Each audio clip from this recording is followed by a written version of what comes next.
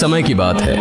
हजरत मूसा अलैहिस्सलाम अपनी पत्नी, परिवार, रिश्तेदारों, सामान और दास दासियों के साथ मादयान से मिस्र की ओर प्रस्थान कर रहे थे। कुछ दूर चलने के बाद जब वे कुआ नामक पर्वत के निकट पहुंचे तो दिन का अंत हो चुका था और रात का आगमन हो गया। हजरत मूसा अलैहिस्सलाम ने वहीं रात बिताने के लिए तंबू लगाया। पास ही तूर पर्वत स्थित था। उस समय हजरत मूसा अलैहिस्सलाम की पत्नी सफूरा गर्भवती थी। संयोगवश उसी दिन उन्हें प्रसव पीड़ा शुरू हो गई और रात के समय उन्होंने एक पुत्र को जन्म दिया। धीरे धीरे वह रात उनके लिए अत्यंत कठिनाई भरी हो गई। चारों ओर घने बादल छा गए और तेज बारिश और हवा चलने लगी। ठंडी हवा में हजरत मूसा अलैहिस्सलाम की पत्नी सफूरा रोने लगी। तंबू में आग का कोई प्रबंध नहीं था। हजरत मूसा अलैहिस्सलाम के पास एक चकमक पत्थर था। उन्होंने कई बार आग जलाने की कोशिश की, लेकिन बार बार प्रयास करने के बाद भी वे असफल रहे। जबकि अंधकार को दूर करने और सफूरा को गर्मी प्रदान करने के लिए आग बहुत ज़रूरी थी। पास में कोई बस्ती भी नहीं थी जहां से आग मांगी जा सके। तब हजरत मूसा अलैहिस्सलाम आग की व्यवस्था करने की सोच में पड़ गए। इस समय उनकी दृष्टि तूर पर्वत की ओर गई। उन्होंने देखा कि तूर पर्वत पर आग की तरह कुछ चमक रहा है। तब उन्होंने अपने साथियों से कहा, तुम लोग यहाँ रुको, मैंने एक स्थान पर आग देखी है। मैं वहां जाकर देखता हूं कि क्या वहां से आग लेकर आ सकता हूं। यदि आग मिल जाए तो हम उससे ठंड से बचाव कर सकते हैं, या देखें कि उस आग के पास कोई व्यक्ति मिले जिससे हम सही रास्ते का पता पूछ सकें। यह कहकर हजरत मूसा अलैहिस्सलाम उस रोशनी की ओर बढ़ने लगे। जब वे तूर पर्वत पर पहुंचे तो अल्लाह रब्बुल आलमीन की ओर से अदृश्य वही आई। हे मूसा, मैं तुम्हारा रब हूं, इसलिए अपने जूते उतार दो, क्योंकि तुम पवित्र उपत्यका कुआं में खड़े हो और मैंने तुम्हें सामान्य लोगों में से चुनकर पैगंबर बनाया है। अब जो तुम्हें आदेश दिया जा रहा है उसे ध्यानपूर्वक सुनो। प्रत्यादेश यह है, मैं अल्लाह हूं, मेरे सिवा कोई उपास्य नहीं है, इसलिए तुम मेरी ही उपासना करो और मुझे स्मरण करने के लिए नमाज कायम करो। इस समय हजरत मूसा अलैहिस्सलाम के पास वह लकड़ी थी जो उन्हें हजरत शुएब अलैहिस्सलाम ने दी थी। अल्लाह रब्बुल आलमीन ने हजरत मूसा अलैहिस्सलाम से पूछा, हे मूसा, तुम्हारे दाहिने हाथ में क्या है? हजरत मूसा अलैहिस्सलाम ने उत्तर दिया, यह मेरी लकड़ी है। मैं इससे सहारा लेकर चलता हूँ और इससे बकरियों के लिए पेड़ों की पत्तियां तोड़कर खिलाता हूँ। इसके अलावा मैं इससे और भी कई काम करता हूँ। इसके बाद अल्लाह रब्बुल आलमीन ने कहा, हे मूसा, अपनी लकड़ी को जमीन पर डाल दो। हजरत मूसा अलैहिस्सलाम ने अल्लाह के आदेश का पालन करते हुए लकड़ी को जमीन पर डाल दिया। जैसे ही लकड़ी जमीन पर गिरी वह एक विशाल अजगर में बदल गई। यह देखकर हजरत मूसा अलैहिस्सलाम भयभीत और घबरा गए। तब अल्लाह रब्बुल आलमीन ने कहा, हे मूसा, डर मत, इस अजगर को पकड़ने के लिए अपना हाथ बढ़ाओ। हजरत मूसा अलैहिस्सलाम ने अल्लाह के आदेश का पालन किया और जैसे ही उन्होंने उस अजगर को छुआ वह तुरंत फिर से लकड़ी में बदल गई। अल्लाह रब्बुल आलमीन ने कहा, हे मूसा, यह एक चमत्कार है जो मैंने तुम्हें दिया है। जब भी तुम इस लकड़ी को जमीन पर डालोगे यह एक अजगर में बदल जाएगी और जब तुम इसे अपने हाथ से पकड़ोगे तो यह फिर से लकड़ी बन जाएगी। इसके बाद अल्लाह रब्बुल आलमीन ने हजरत मूसा अलैहिस्सलाम से कहा, अपने दाहिने हाथ को अपनी बगल में रखो और फिर निकालो। हजरत मूसा अलैहिस्सलाम ने ऐसा ही किया। जब उन्होंने अपना हाथ बगल से निकाला तो वह चमकदार सफेद प्रकाश से जगमगाने लगा। अल्लाह रब्बुल आलमीन ने कहा, अब अपना हाथ दोबारा अपनी बगल में रखो। हजरत मूसा अलैहिस्सलाम ने फिर से अपना हाथ बगल में रखा और जैसे ही उन्होंने इसे निकाला वह रोशनी गायब हो गई। इसके बाद अल्लाह रब्बुल आलमीन ने हजरत मूसा अलैहिस्सलाम से कहा, हे मूसा, ये दो चमत्कार मैंने तुम्हें दिए हैं, इनके सहारे तुम्हारे सभी कार्य सरल हो जाएंगे। कोई भी बाधा तुम्हें रोक नहीं पाएगी। तुम्हारी लकड़ी और तुम्हारे हाथ की वह शुभ्र प्रकाश हर स्थिति में तुम्हारी सहायता करेंगे। आज से मैं तुम्हें नबूवत प्रदान करता हूँ, इसलिए अब से तुम स्वयं को मेरे भेजे हुए रसूल के रूप में पहचानो और मेरे सच्चे धर्म का प्रचार करो। और सुनो, फिरौन ने अपनी हदें पार कर दी हैं। उसने खुद को खुदा घोषित कर दिया है, यहाँ तक कि वह मेरे अस्तित्व को भी नकारता है। वह अपनी ताकत के बल पर लोगों से अपनी उपासना करवाता है। तुम्हारे लिए मेरा आदेश यह है कि तुम फिरौन के पास जाओ और मेरे पवित्र धर्म के आदेश और नियम उसके सामने प्रस्तुत करो। उसे मेरे धर्म के मार्ग की ओर बुलाओ और उसके झूठे दावों, अपराधों और अनुचितता को स्पष्ट करके उसे तौबा करने के लिए पूरी कोशिश करो। यह आदेश पाकर हजरत मूसा अलैहिस्सलाम ने अर्ज किया, हे मेरे पालनहार, मेरा धन संपत्ति, मेरी पत्नी और मेरा परिवार सब पीछे रह गया है। उनकी देखभाल कौन करेगा? और मैं अकेले इतने शक्तिशाली राजा फिरौन के पास कैसे जाऊं? खासतौर पर मैंने मिस्र छोड़ते समय एक मिस्री को मार डाला था। अगर वह मुझे पकड़ लेता है तो वह मुझे तुरंत मार देगा।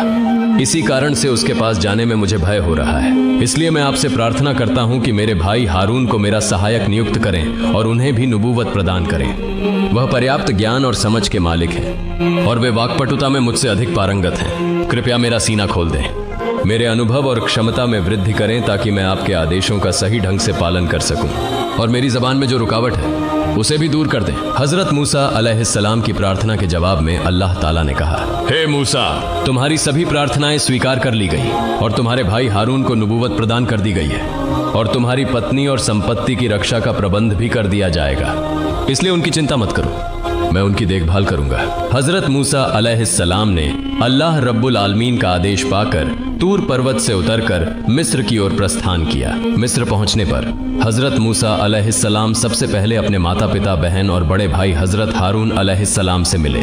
उन्होंने हजरत हारून अलैहिस्सलाम को बताया, हे मेरे भाई, अल्लाह रब्बुल आलमीन ने आपको नबूवत प्रदान की है और आपको मेरा सहायक नियुक्त किया है। उन्होंने हमें आदेश दिया है कि हम फिरौन के दरबार में जाकर उसे अल्लाह के मार्ग की ओर बुलाएं। इसके बाद दोनों भाई एक साथ फिरौन के दरबार की ओर रवाना हुए।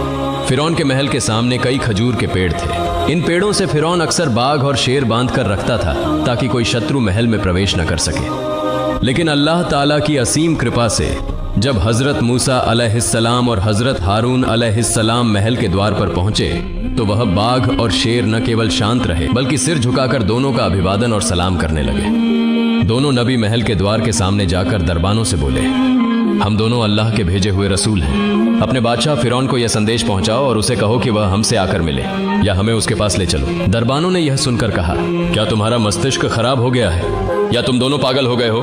हमारे बादशाह तो खुद को खुदा कहते हैं, तुम किस खुदा के संदेश के साथ यहाँ आए हो? तुम लोग यहाँ से तुरंत चले जाओ। दरबानों ने इस प्रकार कई अपमानजनक और तुच्छ बातें कहकर दोनों नबियों को वहां से भगाने की कोशिश की। लेकिन जब उन्होंने दोनों नबियों के चेहरे की गंभीरता और उनकी खौफनाक आभा देखी तो उन्हें मजबूर होकर उन्हें फिरौन के पास ले जाना पड़ा। नबी दोनों फिरौन के दरबार में पहुंचे।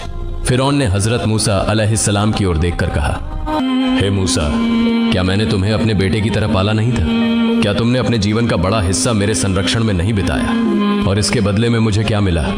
तुमने मेरे बावर्ची काबुल को मार डाला और भाग गए। तुम बहुत बड़े एहसान फरामोश हो। हजरत मूसा अलैहिस्सलाम ने जवाब दिया, फिरौन, जो कुछ तुमने कहा वह सच है। मैंने लंबा समय तुम्हारे संरक्षण में बिताया, लेकिन उस समय मैं एक मूर्ख व्यक्ति था। इसी कारण मैं डरकर यहाँ से भाग गया था। लेकिन अब मेरे पालनहार ने मुझे एक रसूल बनाकर तुम्हारे पास भेजा है। फिरौन ने कहा, तुम्हारा पालनहार कौन है जिसने तुम्हें रसूल और पैगंबर बनाकर भेजा है? हजरत मूसा अलैहिस्सलाम ने उत्तर दिया, जिसने आकाश और धरती और इन दोनों के बीच की हर चीज को पैदा किया और उसका पालन करता है, उसी ने मुझे रसूल बनाकर तुम्हारे पास भेजा है। यह सुनकर फिरौन ने अपने दरबारियों की ओर देखकर कहा, क्या तुमने सुना? यह क्या कह रहा है? यह कहता है कि यह किसी प्रभु का संदेश लेकर आया है और दावा करता है कि यह हमारे पूर्वजों से भी अधिक ज्ञानी है। मुझे तो लगता है कि इसका दिमाग खराब हो गया है और यह पागल हो गया है। हजरत मूसा अलैहिस्सलाम ने कहा, मैं बिल्कुल भी पागल नहीं हूँ, बल्कि पूरब और पश्चिम और इनके बीच जो कुछ भी है उसके सृजन करता अल्लाह रब्बुल आलमीन ने मुझे रसूल बनाकर तुम्हारे पास भेजा है। फिरौन ने कहा, हे मूसा, यदि तुम मेरे बिना किसी और को प्रभु मानने की बात साबित करना चाहते हो और इसके लिए कोई उपयुक्त प्रमाण न ला सके तो मैं तुम्हें गिरफ्तार कर लूंगा और तुम्हें ऐसी कड़ी सजा दूंगा जो पूरी दुनिया के लिए एक मिसाल बन जाएगी। हजरत मूसा अलैहिस्सलाम ने कहा, हे फिरौन, अपनी इस घमंड भरी बात को छोड़ दो और अपनी अज्ञानता में जो तुमने खुदाई का दावा किया है उसे भी त्याग दो। तुम केवल एक सृजित प्राणी हो, तुम कभी भी खुदा नहीं हो सकते। हे फिरौन के दरबारीगण, अल्लाह ताला ने मुझे तुम्हारे पास अपने रसूल के रूप में भेजा है ताकि मैं तुम्हें सत्य और सच्चे धर्म का संदेश दूं।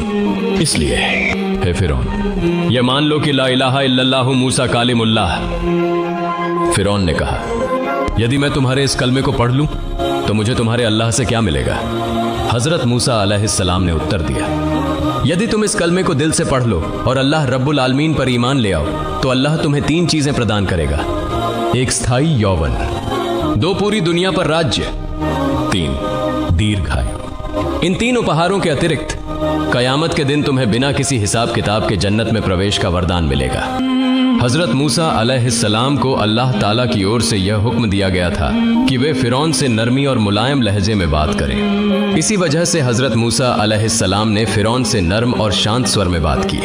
इसके बाद हजरत मूसा अलैहिस्सलाम ने कहा, मैंने जो तुम्हें इस कलमे ला इलाहा इल्लल्लाह की दावत दी है उसके बारे में विचार करो। यह कहकर हजरत मूसा अलैहिस्सलाम उस दिन के लिए विदा हो गए। उनके जाने के बाद फिरौन ने अपने वजीर हामान की ओर मुखातिब होकर कहा, हे हामान, तुमने मूसा की सारी बातें सुनी, अब बताओ मुझे क्या करना चाहिए?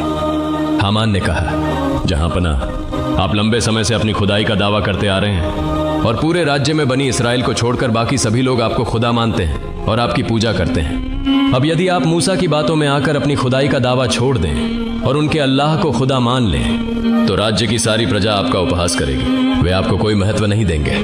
उस समय आपके लिए अपनी इज्जत बचाने की कोई जगह नहीं होगी। इसलिए मेरी सलाह है कि आप मूसा की बातों में आकर अपनी मान मर्यादा को दांव पर न लगाएं और उनके अल्लाह पर ईमान न लाएं। हामान की इस सलाह से फिरौन संतुष्ट हो गया और पुनः अपने पुराने अहंकारी स्वभाव में लौट आया। अगले दिन हजरत मूसा अलैहिस्सलाम और उनके भाई हजरत हारून अलैहिस्सलाम फिरौन के दरबार में फिर से उपस्थित हुए। तब फिरौन ने हजरत मूसा अलैहिस्सलाम से कहा, हे मूसा, तुम्हारे पास तुम्हारे अल्लाह का क्या प्रमाण है, और यह कि तुम उसके रसूल हो, इसका क्या सबूत है? हजरत मूसा अलैहिस्सलाम ने फिरौन के सवाल का जवाब देते हुए कहा, यदि मैं तुम्हें प्रत्यक्ष प्रमाण पेश कर दूं, तो क्या तुम मेरे अल्लाह पर ईमान लाओगे? फिरौन ने कहा, यदि तुम सच्चे हो तो पहले वह प्रमाण दिखाओ, उसके बाद मैं सोच विचार करूंगा। इसके बाद हजरत मूसा अलैहिस्सलाम ने अपनी लाठी जमीन पर फेंक दी। लाठी फेंकते ही वह एक विशाल अजगर में बदल गई। अजगर फुफकारता हुआ फिरौन के सिंहासन की ओर बढ़ने लगा। यह देखकर फिरौन भयभीत होकर घबरा गया और चिल्लाने लगा, हे मूसा, क्या तुम मुझे दीन की दावत देने आए हो या मेरा प्राण हरने के लिए? हजरत मूसा अलैहिस्सलाम ने कहा, हे फिरौन, मैं तुम्हें मारने नहीं बल्कि तुम्हें दीन की दावत देने आया हूं। इसके बाद उन्होंने उस अजगर को हाथ से छुआ और वह पुनः लाठी में बदल गया। फिरौन ने राहत की सांस ली और अपने सिंहासन पर जाकर बैठ गया। इस समय हजरत मूसा अलैहिस्सलाम ने अपना हाथ अपनी बगल के नीचे रखा और फिर बाहर निकाला। अचानक उनके हाथ से एक तेज उज्जवल प्रकाश निकलने लगा, जो इतना प्रखर था कि सूर्य का प्रकाश भी उसके सामने फीका पड़ गया। यह प्रकाश जिसकी आंखों पर पड़ता उसकी आंखें चौंधिया जाती। फिरौन घबरा कर बोला, हे मूसा, अपने इस प्रकाश को बंद करो, नहीं तो हम सभी अंधे हो जाएंगे। हजरत मूसा अलैहिस्सलाम ने अपना हाथ दोबारा अपनी बगल के नीचे रखा और प्रकाश तुरंत बंद हो गया। इन चमत्कारों को देखकर फिरौन का मन अल्लाह रब्बुल आलमीन पर ईमान लाने के लिए तैयार हो गया। लेकिन जैसे ही वजीर हामान ने फिरौन का यह झुकाव देखा, उसने तुरंत कहा, जहां पनाह, मूसा एक बड़ा जादूगर है। उसके इन सारे जादू को देखकर आप डरे नहीं। आपके राज्य में मूसा जैसे और उससे भी बड़े जादूगर मौजूद हैं। उनके जरिए हम मूसा को हराकर परास्त कर सकते हैं। हामान की बात सुनकर फिरौन का हौसला बढ़ा और उसका मनोबल फिर से बदल गया। उसने हजरत मूसा अलैहिस्सलाम से कहा, हे मूसा, मेरे राज्य में तुम्हारे जैसे कई जादूगर हैं। यदि तुम उन्हें पराजित कर सको तो मैं तुम्हारे अल्लाह पर ईमान ले आऊंगा। हजरत मूसा अलैहिस्सलाम ने कहा, ठीक है, तो ऐसा ही हो। अब बताओ, मुझे तुम्हारे जादूगरों से किस दिन मुकाबला करना होगा? फिरौन ने कहा, हमारे सामने एक उत्सव का दिन आने वाला है। उस दिन बहुत सारे लोग एकत्रित होंगे। उसी दिन तुम्हारा मुकाबला मेरे जादूगरों से होगा। हजरत मूसा अलैहिस्सलाम ने कहा, ठीक है, ऐसा ही होगा। यह कहकर हजरत मूसा अलैहिस्सलाम और हजरत हारून अलैहिस्सलाम फिरौन के दरबार से विदा हो गए। इसके बाद फिरौन ने पूरे राज्य में संदेश भिजवाकर सभी जादूगरों को एकत्र करने का आदेश दिया। कुछ ही दिनों में 4000 जादूगर राजधानी में इकट्ठा हो गए। फिरौन को विश्वास था कि इन जादूगरों के जरिए वह मूसा को हराने में कामयाब होगा। फिरौन ने उन जादूगरों से कहा, हे जादूगरों, मैंने तुम्हें 300 वर्षों से पाला पोसा है, लेकिन इसके बदले मैंने कभी भी तुमसे कोई निजी काम नहीं लिया। मगर आज मेरे सामने एक बड़ा संकट खड़ा हो गया है। इस संकट से मुझे हर हाल में बाहर निकलना होगा। इसी वजह से मैंने तुम्हें यहां बुलाया है। तुम अपनी पूरी ताकत से मेरी इस समस्या को हल करने की कोशिश करो। मूसा के बारे में तो तुम सब जानते ही हो, वह एक बहुत बड़ा जादूगर है। मगर मुझे विश्वास है कि तुम्हारी ताकत के सामने मूसा का जादू पूरी तरह विफल हो जाएगा। यदि तुम अपने जादू के बल पर मूसा को हरा सको तो मैं तुम्हें ऐसा इनाम दूंगा जिसकी तुम कल्पना भी नहीं कर सकते। जादूगरों ने कहा, जहां पनाह, इसके लिए आपको बिल्कुल भी चिंता करने की आवश्यकता नहीं है। मूसा कितना बड़ा जादूगर हो सकता है? हमारे जादू के सामने उसका जादू और उसकी करामात पूरी तरह से बेअसर हो जाएगी। उसे हमारी मौजूदगी में हार माननी ही होगी। आप निश्चिंत रहें, जीत आपकी ही होगी। फिर निर्धारित तारीख को फिरौन द्वारा चुने गए 4000 जादूगर मैदान में पहुंच गए। जादू दिखाने के लिए एक बड़ा और विस्तृत मैदान चुना गया था। देश के सभी लोग उस मैदान में इकट्ठा हो गए। वे मूसा अलैहिस्सलाम और फिरौन के जादूगरों के बीच होने वाले मुकाबले को देखने आए थे और यह जानना चाहते थे कि इस मुकाबले में कौन हारता है और कौन जीतता है। हजारों लोग मैदान में मौजूद थे जिनकी आवाज से पूरा क्षेत्र गूंज रहा था। ऐसे समय में हजरत मूसा अलैहिस्सलाम अपनी लाठी हाथ में लेकर मैदान में पहुंचे। फिरौन और उसका प्रधानमंत्री हामान अपने दरबारियों के साथ पहले ही तयशुदा स्थान पर बैठ चुके थे। जादूगर और हजरत मूसा अलैहिस्सलाम आमने सामने खड़े हो गए। इसके बाद जादूगरों ने हजरत मूसा अलैहिस्सलाम से कहा, हे मूसा, क्या तुम अपनी ताकत पहले दिखाओगे या हम अपना जादू पहले दिखाएं? हजरत मूसा अलैहिस्सलाम ने जवाब दिया, तुम ही अपना जादू पहले दिखाओ। इसके बाद जादूगरों ने कई रस्सियां जमीन पर फेंकी और उन्हें हल्के से हिलाया।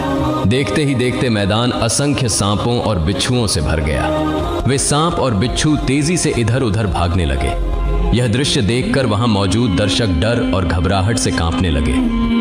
जादूगर अपने इस प्रदर्शन पर गर्व और अहंकार से भर गए और हजरत मूसा अलैहिस्सलाम से कहने लगे, हे मूसा, तुम चुप क्यों खड़े हो?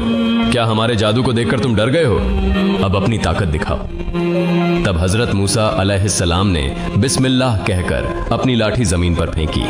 अचानक वह लाठी एक विशाल अजगर में बदल गई और मैदान में बिखरे हुए जादूगरों के सभी सांपों को निगलने लगी। कुछ ही पलों में हजरत मूसा अलैहिस्सलाम ने पूरा मैदान साफ कर दिया। इसके बाद जादूगरों ने पहले से भी खतरनाक सांप बनाकर मैदान में छोड़ दिए, लेकिन हजरत मूसा अलैहिस्सलाम का वह अजगर उन्हें भी आसानी से निगल गया। इस अद्भुत दृश्य को देखकर जादूगर पूरी तरह स्तब्ध रह गए। उनके पास उस अजगर का मुकाबला करने के लिए और कोई तरकीब नहीं बची थी। हजरत मूसा अलैहिस्सलाम के अजगर की भूख मानो थमने का नाम नहीं ले रही थी, इसलिए वह धीरे धीरे उग्र और रौद्र रूप धारण करने लगा। अजगर ने जब खाने के लिए कुछ नहीं पाया तो वह आखिरकार फिरौन की ओर बढ़ने लगा। स्थिति को गंभीर होते देख फिरौन अपने सिंहासन से कूद पड़ा और डर के मारे महल की ओर दौड़ने लगा। मैदान में मौजूद दर्शक भी डर के मारे जिस दिशा में जा सकते थे दौड़ने लगे। तभी अल्लाह ताला की तरफ से एक अदृश्य आवाज आई, हे मूसा, अपना लाठी फिर से हाथ में ले लो, वरना वह सभी लोगों को खा जाएगा। अल्लाह के आदेश पर हजरत मूसा अलैहिस्सलाम ने अजगर को छुआ और तुरंत वह फिर से अपनी लाठी में बदल गया। जादूगरों ने यह दृश्य देखा और वे चिंता में डूब गए।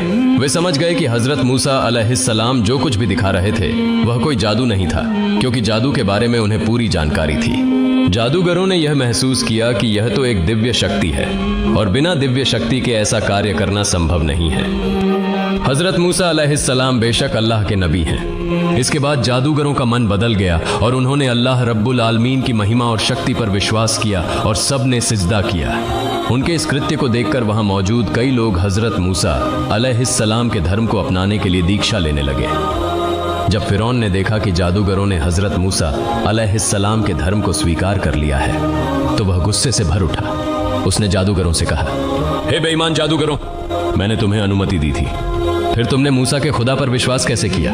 इस अपराध की सजा तुम्हें दी जाएगी। मैं तुम्हारे हाथ पैर काट दूंगा, फिर तुम्हें खजूर के पेड़ों पर लटका दूंगा, तब तुम समझ सकोगे कि मेरी सजा कितनी कठोर और भयंकर है। जादूगरों ने कहा, हे फिरौन, हम हजरत मूसा अलैहिस्सलाम के रब के जो प्रमाण पाए हैं और जिन्हें हमने पहचान लिया है, उसके बाद हम तुम्हारे सामने उसकी कोई जगह नहीं बना सकते। अब तुम जो चाहो वह कर सकते हो। हालांकि यह सच है कि तुम हमें सिर्फ इस दुनिया में सजा दे सकते हो, परंतु परलोक में तुम हमें एक भी क्षति नहीं पहुंचा सकते। उनकी बातों को सुनकर फिरौन ने अपने गार्ड से कहा, तुम उनके एक हाथ और एक पैर काटकर उन्हें सूली पर चढ़ा दो। फिरौन का आदेश मानते हुए जादूगरों के हाथ पैर काट दिए गए और उन्हें सूली पर चढ़ा दिया गया। लेकिन जब तक उनके शरीर में जान थी वे कहते रहे, हम अल्लाह पर विश्वास करते हैं, हम कभी भी ईमान नहीं छोड़ेंगे, हम अपने रब के पास जा रहे हैं, हमारा दिली ख्वाहिश है कि हमारा रब हमें माफ कर दे। इसके बाद हजरत मूसा अलैहिस्सलाम ने फिरौन से कहा, हे फिरौन, क्या तुम अब भी अल्लाह रब्बुल आलमीन पर ईमान नहीं लाओगे? तुम पर अल्लाह का गजब आने से पहले तुम ईमान लाकर उसे स्वीकार करो। ला इलाहा इल्लल्लाहु मूसा कालिमुल्लाह। लेकिन फिरौन ने हजरत मूसा अलैहिस्सलाम की कोई बात नहीं सुनी, बल्कि वह पहले से भी ज्यादा अहंकारी और उद्दंड हो गया। अल्लाह रब्बुल आलमीन के एकत्व का प्रत्यक्ष प्रमाण मिलने के बावजूद फिरौन और उसके लोग ईमान नहीं लाए।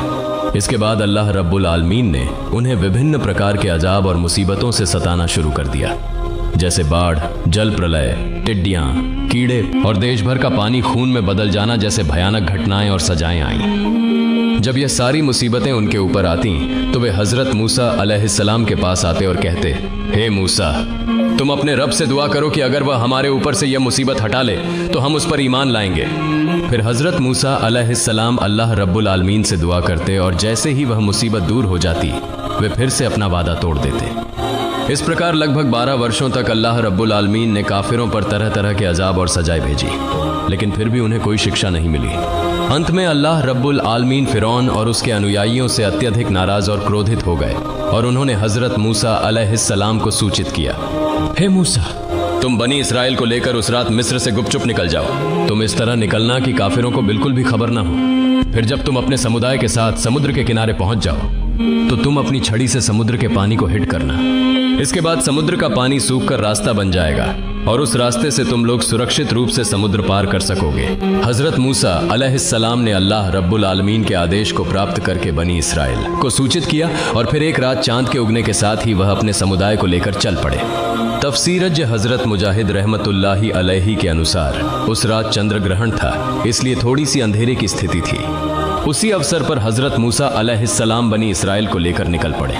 सहाबी हजरत तमूसा रदी अल्लाहु ताला अन्हु से एक रिवायत में यह उल्लेख है कि हजरत मूसा अलैहिस्सलाम रास्ते में अचानक एक अज्ञात स्थान पर पहुंच गए। वह अपने साथियों से पूछने लगे, क्या तुम लोग इस स्थान के बारे में कुछ जानते हो? बनी इसराइल के उलमा ने जवाब दिया, हमारे यहाँ आने का कारण हजरत यूसुफ अलैहिस्सलाम की इच्छा को पूरा करना है।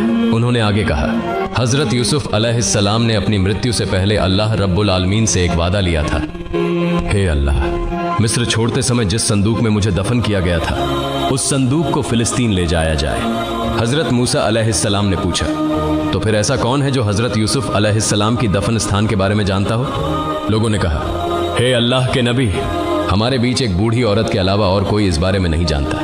फिर हजरत मूसा अलैहिस्सलाम ने उस बूढ़ी औरत को बुलाया और कहा, हे बूढ़ी औरत, हम तुमसे पूछते हैं कि हजरत यूसुफ अलैहिस्सलाम की कब्र कहाँ है? तब बूढ़ी औरत ने कहा, हे अल्लाह के नबी, मेरी एक शर्त है जिसके बारे में जानने से पहले मैं हजरत यूसुफ अलैहिस्सलाम की कब्र के बारे में आपको नहीं बताऊंगी। हजरत मूसा अलैहिस्सलाम ने पूछा, हे बूढ़ी औरत, तुम्हारी शर्त क्या है? बूढ़ी औरत ने कहा, हे अल्लाह के नबी, मैं चाहती हूं कि हम दोनों जन्नत में एक साथ रहें। यदि आप मुझे यह वादा देते हैं तो मैं आपको हजरत यूसुफ अलैहिस्सलाम की कब्र दिखा दूंगी। लेकिन हजरत मूसा अलैहिस्सलाम ने बिना अल्लाह के आदेश के कोई वादा नहीं किया। फिर वह निरुत्साहित हो गए। तभी अल्लाह रब्बुल आलमीन से वाही आई, हे मूसा, तुम उस बूढ़ी औरत से यह वादा कर सकते हो? अल्लाह के आदेश के बाद हजरत मूसा अलैहिस्सलाम ने बूढ़ी औरत से यह वादा किया। फिर बूढ़ी औरत उन्हें एक कुएं के पास ले गई और कहा, हे अल्लाह के नबी, इस कुएं का पानी पूरी तरह से निकाल दो। इस कुएं के नीचे हजरत यूसुफ अलैहिस्सलाम की कब्र है। बूढ़ी औरत के कहे अनुसार कुएं का पानी निकाल दिया गया। फिर देखा गया कि हजरत यूसुफ अलैहिस्सलाम का शव एक संदूक में रखा हुआ था। फिर उस संदूक को ऊपर उठाया गया और शव से भरा संदूक लेकर हजरत मूसा अलैहिस्सलाम बनी इसराइल के साथ चलने लगे। उनके चलने के दौरान उस शव से इतनी रोशनी निकल रही थी जैसे सूरज की किरणें फैल रही हों। हजरत मूसा अलैहिस्सलाम बनी इसराइल को लेकर तेजी से लाल सागर की ओर बढ़ रहे थे।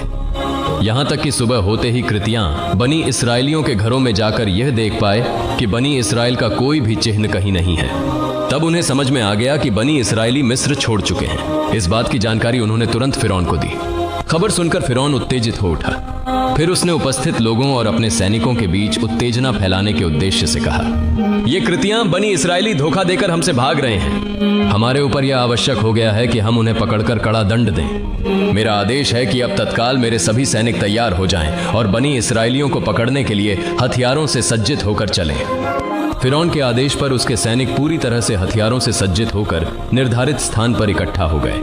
फिर एक विशाल सैनिक दल लेकर फिरौन की हजरत मूसा अलैहि वस्सलाम का पीछा करने के लिए चल पड़ा। बनी इसराइल तेजी से अपनी यात्रा कर रहे थे और उनके पीछे फिरौन और उसकी सेना भी तेजी से उनका पीछा कर रही थी। कहीं भी छोटा सा भी विराम लेने का ख्याल नहीं आ रहा था, क्योंकि उन्हें मालूम था कि अगर वे रुकते हैं तो शिकार हाथ से निकल जाएगा और वे बनी इसराइल को किसी भी हाल में हाथ से जाने नहीं देना चाहते थे। इसी बीच हजरत मूसा अलैहि वस्सलाम बनी इसराइल के साथ लोहित सागर के किनारे पहुंच गए। बनी इसराइल ने पीछे मुड़कर देखा तो पाया कि फिरौन, उसकी सेना और लोग उनके पीछे आ रहे हैं। इस स्थिति को देख बनी इसराइल बहुत निराश और चिंतित हो गए। जिस प्रकार और जिस संकट में सशस्त्र बल उनके पीछे दौड़ रहे थे, वह देख बनी इसराइल सोचने लगे कि आज उनकी मौत निश्चित है। फिरौन और उसके समुदाय के हाथों से मुक्ति पाने के लिए वे मिस्र छोड़ आए थे। लेकिन अब जिस परिस्थिति का सामना करना पड़ रहा था उसमें उनका अस्तित्व ही संकट में आ गया था। पीछे फिरौन और उसके लाखों सैनिक थे और सामने लोहित सागर की तेज लहरें। भागने का कोई रास्ता नहीं था। वे बहुत घबराए हुए थे और हजरत मूसा अलैहिस्सलाम से कहने लगे, हे मूसा, अब हम पकड़े जा चुके हैं। जब तक कृतियां हम पर अत्याचार करते रहे हम जिंदा थे, लेकिन अब हमें कोई भी रक्षा नहीं मिलेगी। आज सभी को वे चक्की की तरह पीसकर छोड़ देंगे। अगर किसी को जिंदा भी छोड़ेंगे तो उसे गुलाम बना लेंगे। ऐसी स्थिति में हजरत मूसा अलैहिस्सलाम अकेले और शांत खड़े थे, क्योंकि वे जानते थे कि जो कुछ भी उन्होंने किया वह अल्लाह के आदेश से किया था। इसलिए जो सबसे महान ताकत और ज्ञान के मालिक हैं, अल्लाह रब्बुल आलमीन, इस संकट से उबरने के लिए जरूर उनकी मदद करेंगे। इस विश्वास के साथ उन्होंने बनी इस्राएल से कहा, हे बनी इस्राएल, डरने की कोई बात नहीं है। अल्लाह हमारे साथ है, वह हमें जरूर रास्ता दिखाएंगे।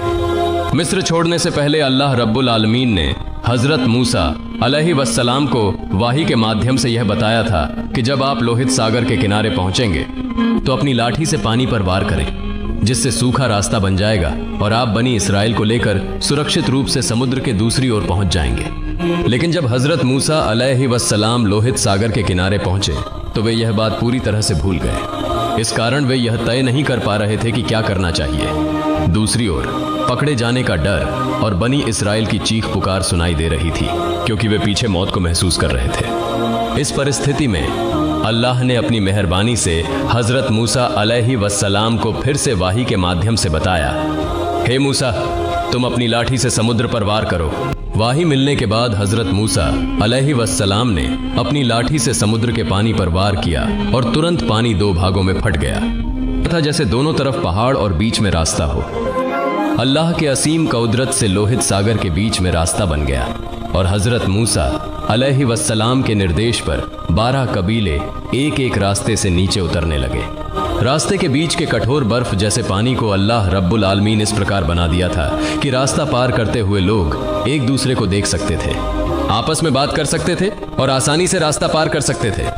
बहुत जल्दी वे लोहित सागर के दूसरे किनारे पर पहुंच गए और दूसरी ओर फिरौन अपनी सेना के साथ लोहित सागर के किनारे पहुंच गया। समुद्र के किनारे पहुंचने पर समुद्र के बीच बने रास्ते को देखकर वे हैरान हो गए, क्योंकि ऐसा रास्ता मानव कल्पना से परे था, जिसे कोई भी कभी भी सपने में भी नहीं सोच सकता था। जो आज वे वास्तविकता में देख रहे हैं, उसे देखकर वे अचंभित होकर खड़े हो गए। कोई भी कुछ कह नहीं पा रहा था। एक अविश्वसनीय दृश्य को देखकर वे एक जगह खड़े थे। तभी फिरौन सोच में पड़ गया कि यह क्या मूसा का जादू है या उसकी मोजेजा का प्रभाव। अगर लोग मानते हैं कि यह मूसा के मोजेजा का प्रभाव है तो वे मूसा पर ईमान ले आएंगे, और अगर ऐसा हुआ तो मेरी अब तक की ईश्वरता की जो मांग थी वह एक पल में धूल में मिल जाएगी। इससे मुझे लोगों के सामने बहुत शर्मिंदगी का सामना करना पड़ेगा। इसलिए उसने फिर से धोखाधड़ी का सहारा लिया और अपने सैनिकों से कहा, तुम लोग देख रहे हो, जो कुछ तुम देख रहे हो यह सब मेरी ही रचना है। मेरे डर से समुद्र सहित यह रास्ता बन गया है, इसलिए अब तुम लोग सब आगे बढ़ो। हालांकि फिरौन यह शब्द बोल रहा था, लेकिन उसके दिल में यह डर था कि अगर हजरत मूसा अलैहिस्सलाम द्वारा बनाए गए रास्ते पर मेरे सैनिक और मैं समुद्र में उतरते हैं और पानी मिलकर रास्ते को बंद कर देता है तो हम सभी, मेरे सैनिक और लोग, समुद्र में डूब जाएंगे।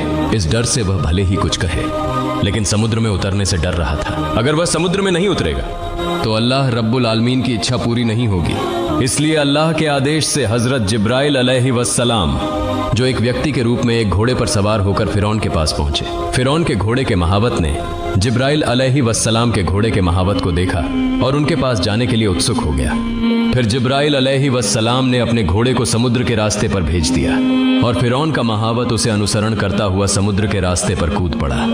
फिरौन ने अपनी घोड़े की लगाम को खींचकर उसे रोकने की कोशिश की, लेकिन वह उसे रोकने में असफल रहा। इस तरह फिरौन का महावत उसे लेकर समुद्र के रास्ते में कूद पड़ा और सैनिक, साथ में लोग भी उनका अनुसरण करने लगे। बनी इस्राएल इस दृश्य को देखकर बहुत घबराए हुए थे, क्योंकि उस समय तक रास्ते पूरी तौर पर सुरक्षित थे और फिरौन तथा उसके सैनिक भी घोड़े पर सवार थे और बनी इस्राएल सभी पैदल और निर्वस्त्र थे। इसलिए फिरौन की सेना के हाथों अगर वे पकड़े गए तो वे पूरी तरह से समाप्त हो जाएंगे। इस डर से वे अत्यधिक चिंतित और घबराए हुए थे। जब फिरौन के सारे सैनिक और उनके अनुयायी समुद्र के रास्ते पर उतर आए और कोई भी सैनिक नहीं बचा, और उसी समय बनी इस्राएल समुद्र के किनारे पर पहुंच गए। ठीक उसी क्षण समुद्र का पानी ऊंचे ऊंचे पहाड़ों जैसा उठने लगा और फिरौन और उसकी सेना पर गिरने लगा।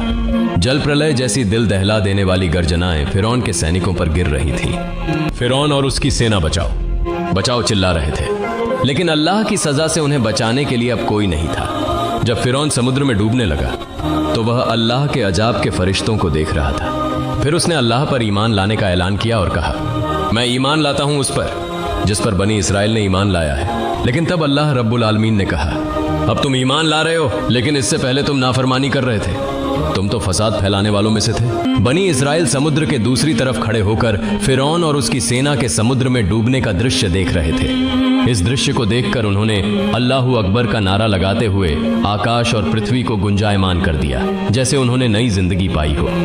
और इस तरह अल्लाह के नाफरमान और घमंडी बादशाह फिरौन ने समुद्र के पानी में डूबकर हमेशा के लिए समाप्त हो गया।